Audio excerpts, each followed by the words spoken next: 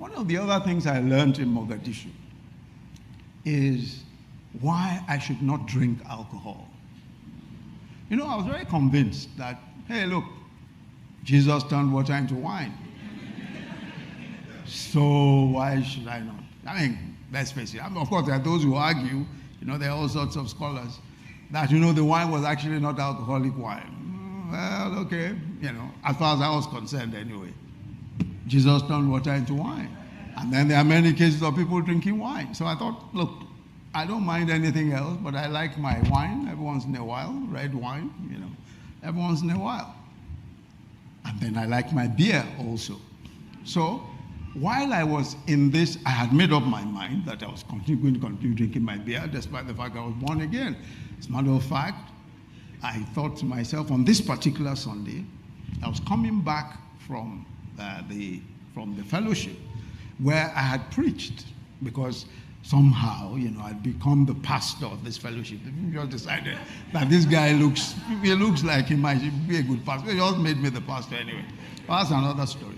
So I was coming back from the fellowship, and I was just hoping to buy myself 2 cans of Heineken and go to my room and read my Bible. No, seriously. That's exactly what it was. So, I had no other business except that. That was exactly what I wanted to do.